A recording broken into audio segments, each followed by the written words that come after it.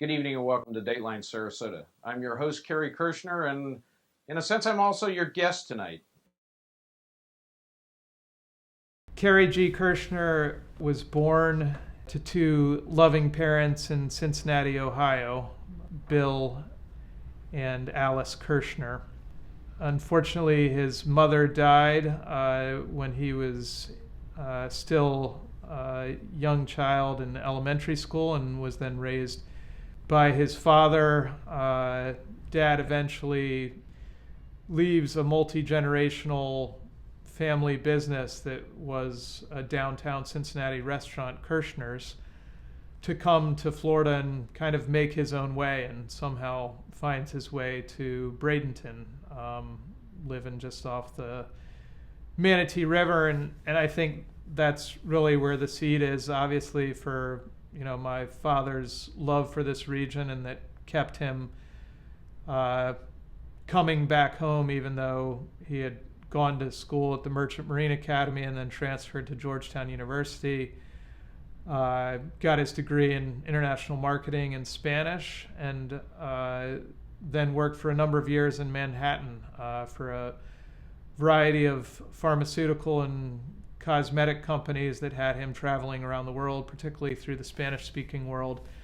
Got to a point where he realized he was,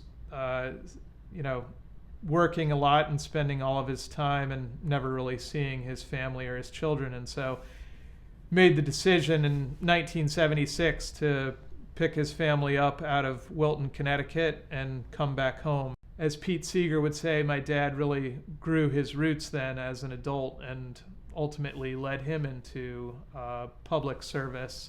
I was very fortunate to meet Kerry. I know he was from Sarasota, but I never knew him because he always went away to school. Never went to school, public school in Sarasota. And he got out of the corporate world and came back to Sarasota and bought a citrus business called Blue Heron up on 41 near the next to the airport. And back then, my dad and I had a little franchise for a juice machine that we had sold Blue Heron groves before he had purchased it. So, we became friends because he needed service, he needed bottles. He was new in the citrus business, but he was always squabbling about price of fixing this machine, or price of bottles, or what he had to pay for oranges. He was the corporate man that he was. He wanted to make more money than he really deserved as a private business owner. One of the funniest stories I ever heard him tell was about an individual who was in the city hall who had a lot of power. I do not remember his name, and he had a lot of power, and Kerry was sitting in his office one day, and a gentleman came flying into the office yelling, and he said, "I have a huge problem. And the problem is that I just found out on by the border of Manatee County and Sarasota County, out by University, that half my property is listed in Manatee and half my property is listed in Sarasota." And the gentleman said, "I can't get anybody to talk to me. Nobody wants to help me. I can't get anything done." The gentleman looked at Kerry, looked at the gentleman who was screaming, and said, "There's a very simple solution. I'll give you a shovel. When you leave here, go out and move the sign." Kerry said he cracked up because that was the answer: move the sign. And as Kerry said, early Sarasota, many, many things were done that way. They were not done with committees, and they were not done with everything. They were done just to make things work. Well, it's very nice sitting here in the mayor's seat, where Kerry was for 2 terms back in the 80s. One of the things that I remember him getting involved in early on was the airport authority. And as many of you may know, the airport authority was originally a group of elected officials, and they couldn't help but step all over each other. It was not a good board. It was very difficult to get things through, and a lot of controversy. And Kerry was instrumental behind the scenes in trying to get that from an elected board to an appointed board, which ultimately happened. I think in 2000, the legislation occurred, And in 2002, they started having appointed officials. And from that point on, of course, the airport operated very smoothly and has done a great job since then. And Kerry was a big part of that. Kerry was very supportive. He also had a local cable television show, and he had me on there a number of times to help explain how the airport works, how air service works, and even how the board model was needed to be changed. So his assistance was a linchpin in really helping to succeed as an airport, and I have been eternally grateful. When Kerry passed away, I actually wrote a column about his assistance to the airport that the Sarasota Herald put up, and I miss him greatly. And he was a great guy, one who cared about the community.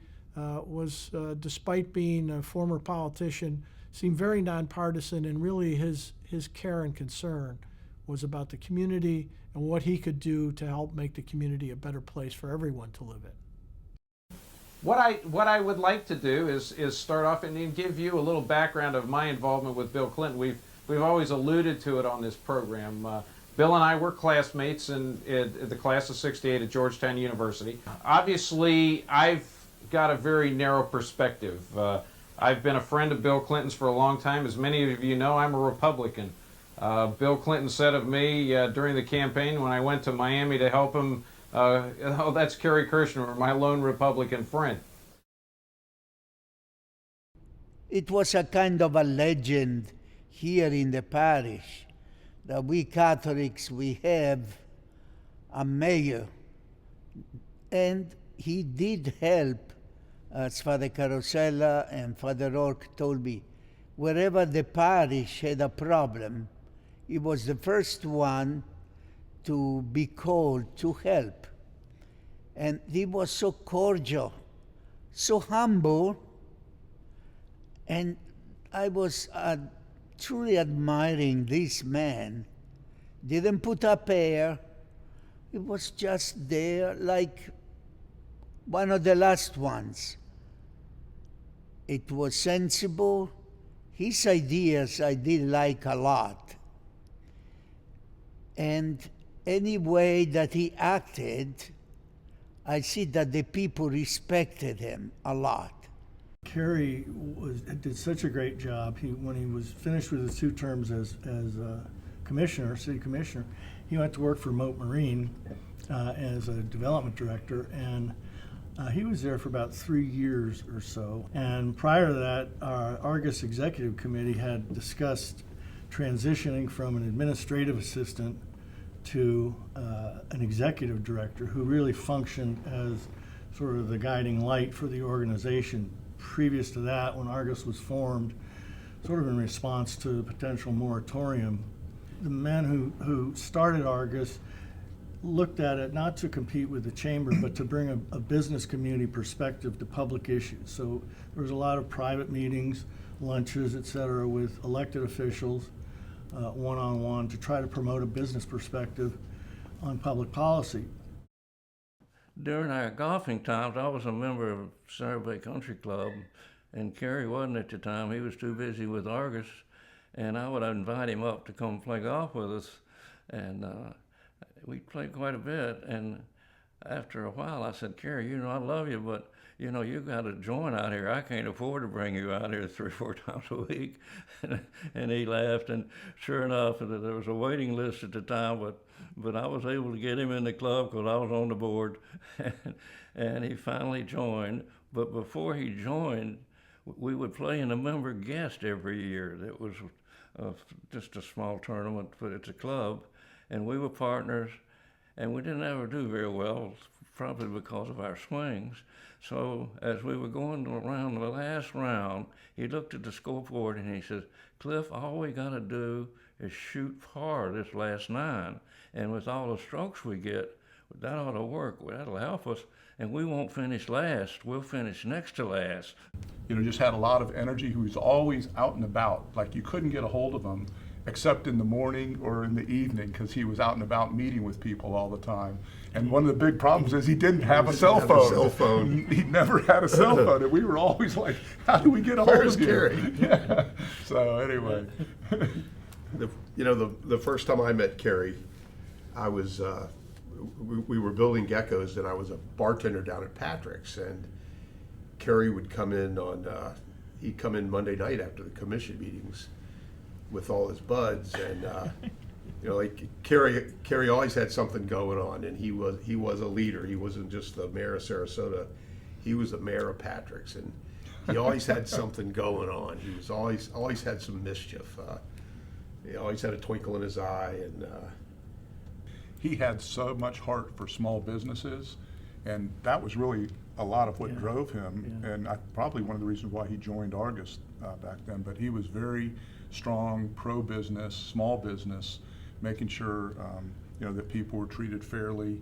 But he just was very passionate about that aspect of it, and all the Sarasota, things, and local, and like small business. All the He things. just took the time and listened and tried to help whenever he could. He just was so passionate.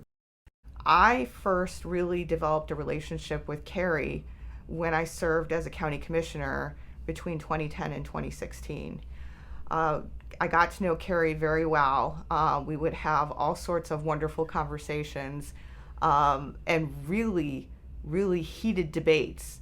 Most people would think that those debates were us arguing and yelling at each other, but they were just passionate debates about public policy. And we never left a phone call without ending it very well, and always mutual respect. Kerry always said that his life was like Forrest. He felt like Forrest Gump most of his life because it was so varied in what he came across, what he was introduced to. As a young boy, I think he was 14, his dad was quite the entrepreneur and decided he wanted to go to Spain and live there. And actually bought a motel in Spain, sight unseen. As Kerry said, only my dad. Some of the most fun parts of all this is that Kerry was introduced to bullfighting by his father, who took him to the bullfights, and that was in the 50s. It was a big deal then. But I have to tell you, it's a beautiful, beautiful part of their culture. And Kerry immersed himself in that when he lived in Spain. But he left there with a love of the Spanish culture, a love of their fiestas. The bullfights go right along with the fiesta. Kerry loved the bullfighting and traveled back to Spain many, many times. Well, after we met, we were in my living room, and he looked down and he said, "That's a book on Spanish culture. Do you like Spain?" And I said, "I love Spain. I've always wanted to go." And he said, "Let's go." We took trips about every 3 months to Spain and saw the bullfights. Kerry sitting there, toro, toro, and getting into the Spanish culture again.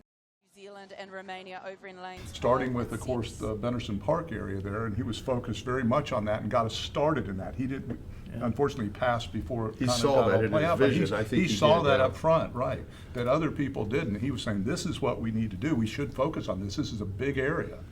So that sports tourism. Yeah, and before that, he was instrumental in getting a new stadium built for the Chicago White Sox. And then when the White Sox left for Arizona, and recruiting the Cincinnati Reds. And he had been, as a child, grew up in Cincinnati, and I don't even think he had connections there anymore, but he made him think that he did. And the Reds came to Sarasota for a number of years before they moved to Arizona. But he was instrumental in that. But yeah, he like you said, he was a visionary on this sports tourism for Sarasota County anyway. He saw that as a new area that we should be looking into, both the EDC, the Chamber, Argus, and the county and cities. To put us on the map, right? Exactly. Which now we know it has. And look at Benderson Park, it's incredible. I would say when I'm asked what the greatest achievement of the Argus Foundation has been, I would say that occurred under Kerry's tenure as executive director.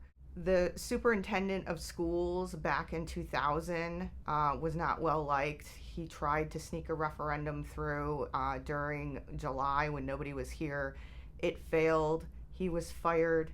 And Superintendent Wilma Hamilton was hired, the legend.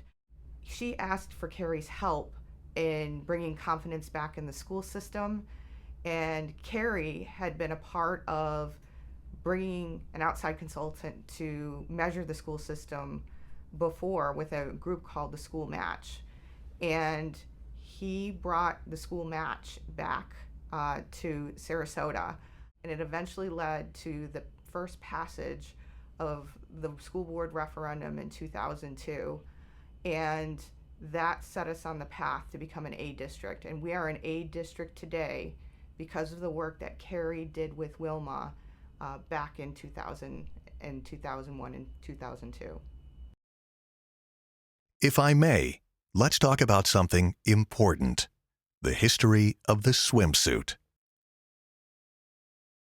In 1990, Sarasota waged war on thongs, leading to outrage, protests, and national media attention. Kerry Kirschner was mayor at the time, and Fred Atkins was vice mayor. Both were invited to appear on The Phil Donahue Show to debate the matter. The contribution of media here cannot be denied. We love this kind of story. No doubt. And we are voyeurs. Kerry argued for a live and let live approach, while Fred Atkins argued for maintaining the law as written. On the show, Kirschner pointed out the irony that Sarasota houses the largest number of Peter Paul Rubens pieces in the country, a collection that includes plenty of bare bottoms. He also pulled out an image of Michelangelo's David. "But he doesn't move around," exclaimed Donahue. And I think it's worthwhile to ask you, the mayor of this city, whether you think this is energy well directed. No, I don't, Phil. But what concerns, I think, so many people in our society is this sense for community morality. And I think, in fact, it's a sad commentary on our society that we turn to government and ask government to make moral laws, whether or not you should go to a Mapplethorpe exhibition, whether or not you can buy a Two Live Crew album, or whether or not you can buy a bathing suit. The issues in this country... But burn the flag. Well, yeah, that's right. Did anybody ever die in this country over a piece of cloth, or did they die over a way of life? I think the way of life is more important. And if people want to get involved and they want a moral society, they should turn back into their families. Everybody talks about the breakup of the family. They should turn back to the churches. But don't go to Jesse Helms for what's morality in this country. Don't come to Kerry Kirschner. The mayor of Sarasota to decide what your kids should wear. That's right. And we'll be back in just a moment. Not only did the controversy increase the sale of thongs, but the episode helped Donahue overtake Oprah in the ratings. No small feat at the time.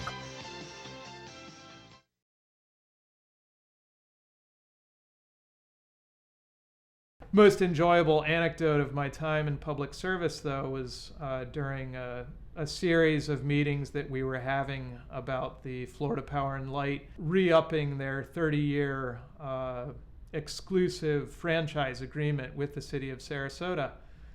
And my father spoke in favor of Florida Power and Light. The 3-minute bell rang, and he had not concluded his remarks.